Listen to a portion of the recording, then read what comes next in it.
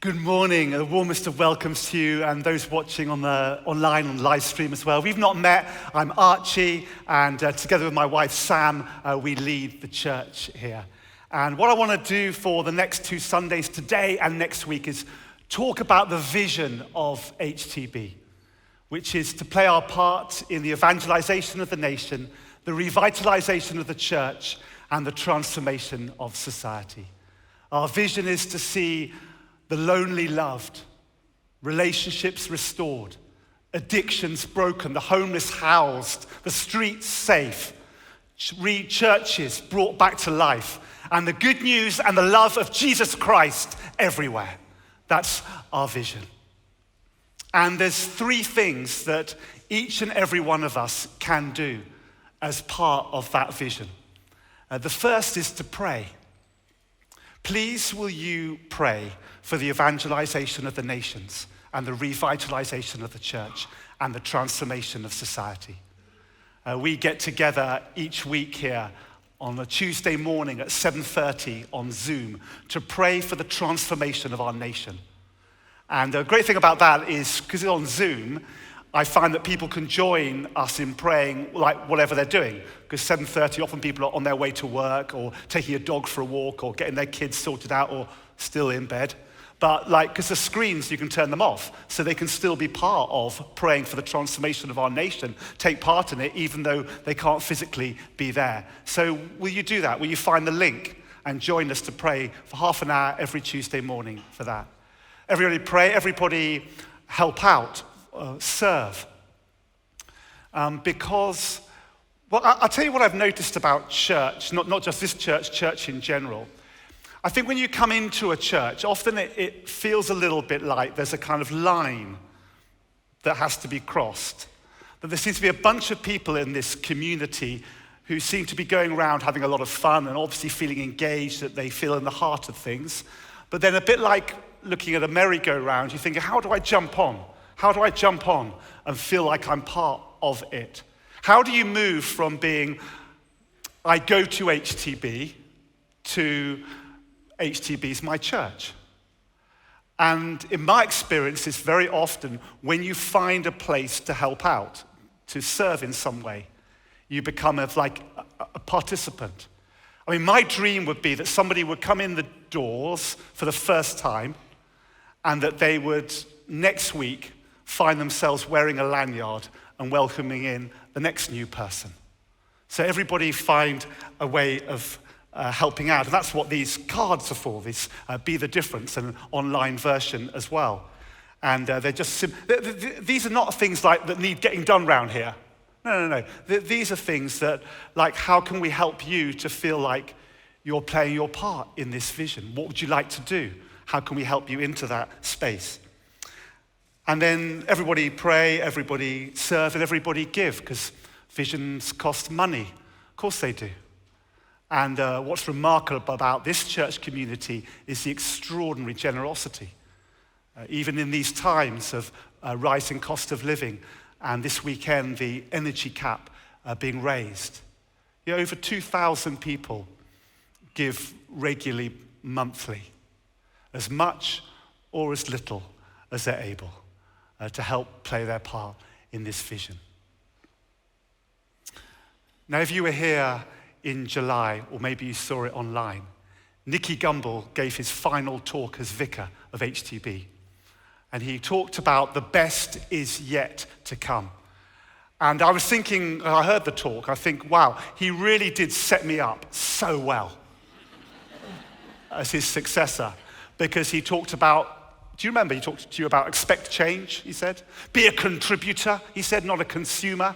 Take out a monthly direct debit, he said. His words, not mine.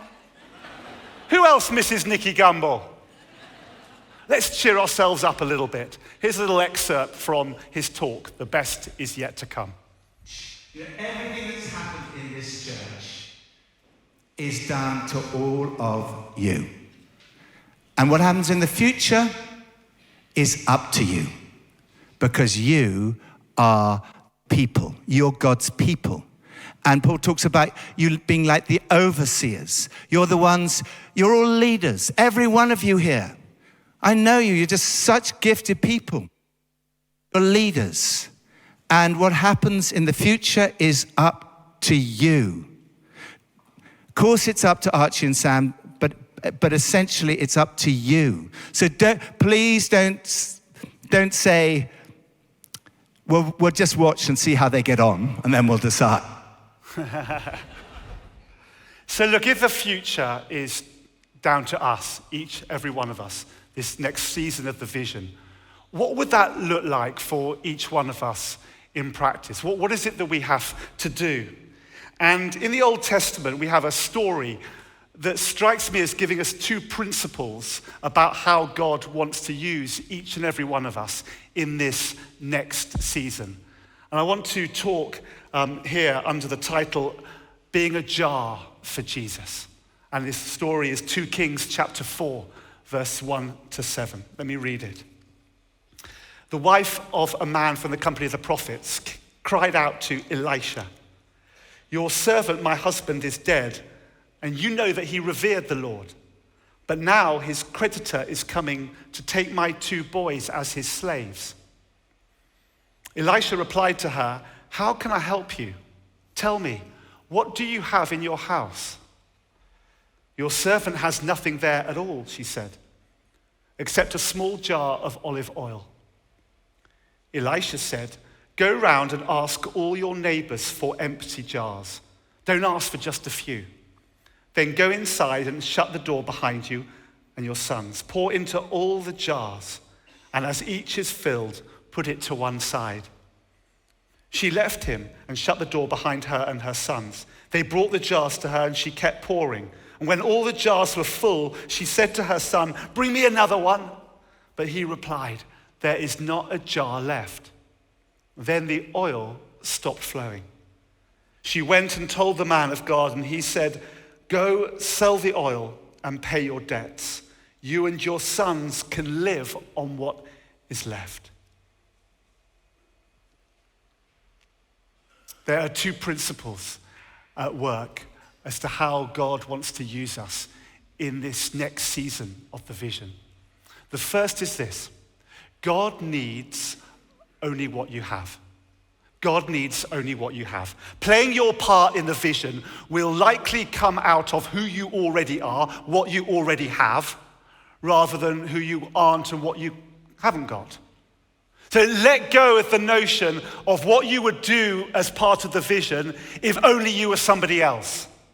Let go of the notion of what you would do as your part in the vision if only you were at a different life stage, or had different gifts or personalities or life experience or resources.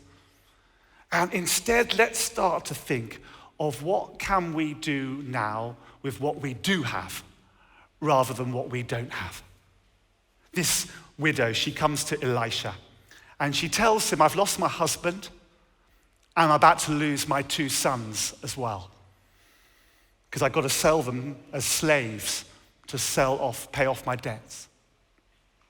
And Elisha says to her, "Tell me, what do you have in your house?" And she replies, "What part of bankruptcy do you not understand? I just told you, lost my husband, about to lose my 2 sons. There is nothing there at all," she says, "except a small jar of olive oil." Sorry? Except a small jar of olive oil. "Oh, perfect. I'll use that. Let's have that." And she's about to discover that God uses what you have, not what you don't have. See, when we talk about the vision and how we can each play our part in the evangelization of the nation, the revitalization of the church, the transformation of society, how so many children come through the doors each Sunday in this place, ready for the best hour in their week. How hundreds came on Wednesday evening to start Alpha, curious to seek answers for life's big questions. How Onza Square was packed on Friday night with young people from schools all across West London and getting ready to start Youth Alpha this week. How we see 200 Ukrainian refugees finding a home here during the week in the most desperate of their circumstances. And how 30 Afghan women take part in a sewing program as part of the church. And 45 kids come to an after-school club on the Delgado estate and have a meal. And how this winter we'll open up 2 of our sites as night shelters for homeless men and women. The greatest danger when I talk about these things is at the very point where God is giving us all these opportunities to rise up as church, to bring hope and love and encouragement and nurture and service, and that you go in your mind straight to what you don't have, what you can't do. But there's nothing there at all. Instead of going to what you do have, except a little jar of oil. But it is through her exception, except a little jar, that God does his exceptional miracle. Because God uses what you have, not what you don't have. Because it's not just oil, oil has monetary value, and it can be sold to pay off her creditors so that she can be free. God needs only what you have. In the New Testament, 5,000 people are hungry. And Jesus instructs his disciples to go around them and ask which of them has any food, which does not seem a brilliant plan, because if they had any food, they wouldn't be hungry. But still, they do as they're asked, and they go round and say, got any food? No. Have you got any food? No. Any food? No. 4,999 times. Got any food? No. You have? 5 loaves and 2 fish. You can have it. Enjoy. So they go back to Jesus and say, we did it, Jesus. We carried out your survey. We found 1 lunch. Jesus says, perfect. I'll use that. Break it up and put it in basketfuls and we'll deliver it for everybody. Because God needs only what you have, not what you don't have. And if you heard about Moses and his staff, and David and his slingshot, and the disciples in their nets, and Paul in captivity, and the crucified body of Jesus. The miracle comes out of what you have, not what you don't have. Welcome to the vision of HTB, folks, where God has a track record of receiving whatever we give to him and expanding it to his great purposes. Think of Simulaitis, the theological college, established here 15 years ago with 5 ordinands, men and women in training to become clergy in the Church of England and to become church planters. Today, up to date, it's trained 1,184. Represents a quarter each year of those being trained by the Church of England for clergy. You think of church planting. 35 years ago, 2 miles west from here, a first church plant was sent out from HTB. Mushroomed and mushroomed. And now there's over 130 church plants sent out. Towns, estates, cities all over the country. They're now being planted at a rate in our network of 20 a year. You see, you give what you have, not what you don't have, and God takes it and expands it. Did you hear about Alpha? I understand this Alpha started in a London living room and has now been done by 30 million people across the globe. Today we launch Workplace at Brompton Road after our 5 o'clock service. This is to help us and Londoners to find meaningful purpose in our working lives. This week we launch an Alpha for Ukrainians, for the hundreds of Ukrainians who find themselves now in London. Can you imagine what these things might become what they might grow into, what might be birthed. The truth is, you don't need much. Just need a willing heart to give whatever you can. So, I don't know, you take this card, be the difference. And you think, well, I can't. Oh, can you do twice? Oh, could I do twice a term? Could do that maybe. Well, I can't, but I could do that. And you just put a tick and see where it leads to. And then maybe you hand in that card, or you do it and you say, God, take what little I have and make it overflow. God needs only what you have. And then the second principle is this one. God uses only what we offer. Go round, Elisha says to this woman, go round and ask all your neighbors for empty jars. And then the next bit, which is the bit that I've underlined in my Bible, because I love this next phrase. Don't ask for just a few. I want to be a don't ask for just a few kind of guy. I want my life to be like a jar that I put out for Jesus to fill. And the more we put out, the more jars we put out, the more he will fill. And this woman, she totally gets this. So she starts to go around to her neighbors. She got any jars I could have? Can I look through your recycling? Oh, good. There's a jam jar, there's a juice jar, the old Dormiol sauce jar. Yeah, I'll take those. She takes them home and she puts them on the work surface in her kitchen, lines them all up. Then she takes her little jar of oil that she's got and she starts pouring. And the more she pours, the more oil comes until she's out of jars.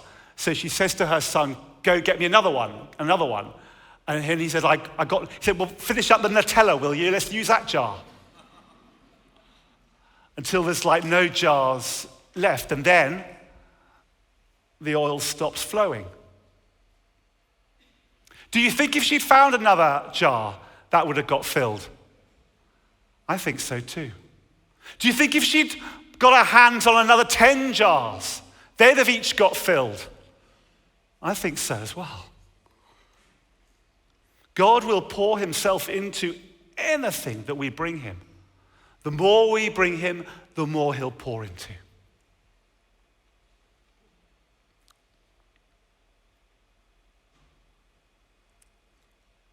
I think you're a jar for Jesus in London.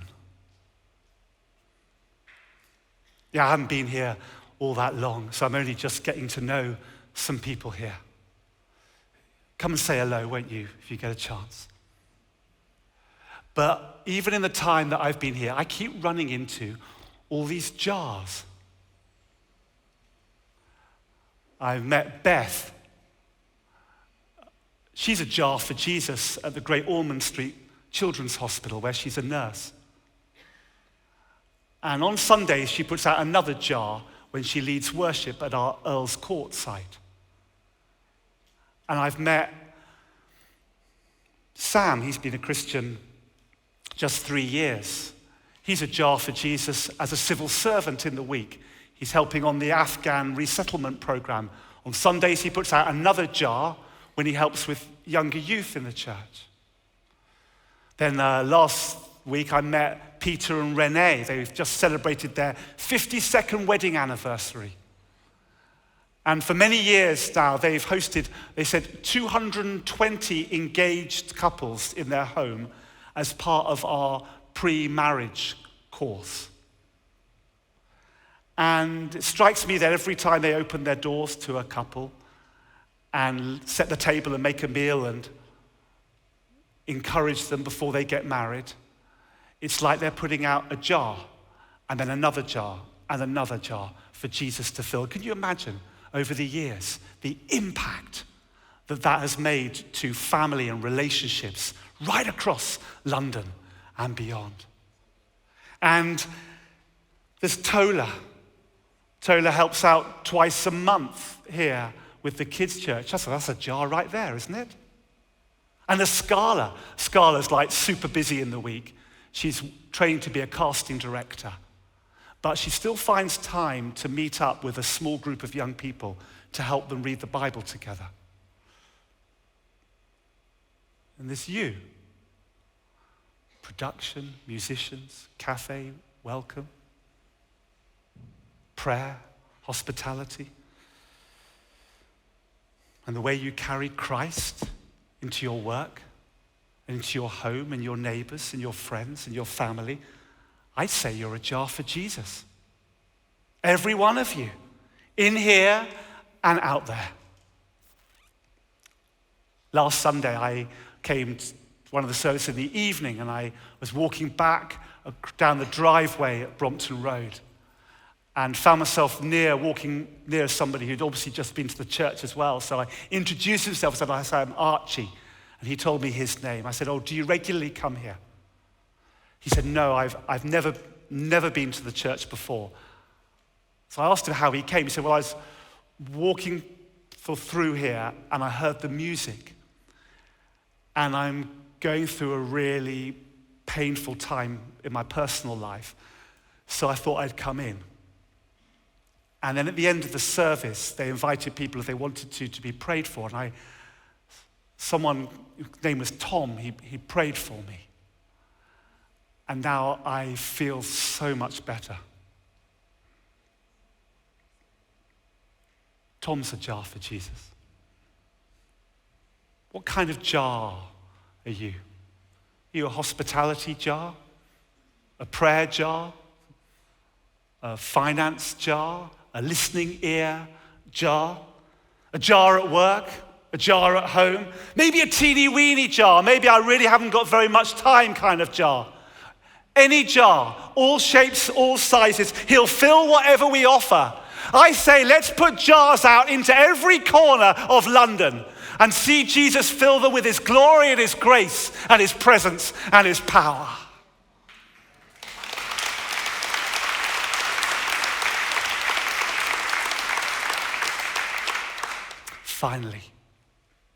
Finally, did you notice in the story who does the pouring? All these jars come and they're poured into, but did you notice who does the pouring? It's not Elisha, the man of God with a very impressive back catalogue of miracles. It's the widow. Because God will do the miracle, but he'll do it through your hands, my hands, through our actions. Which means that though what you have seems to you only a very little, you can start pouring today. Sam and I, we want to invite you to join us in being a jar for Jesus in London and beyond, towards the evangelization of the nation, the revitalization of the church, and the transformation of society. Amen. Amen.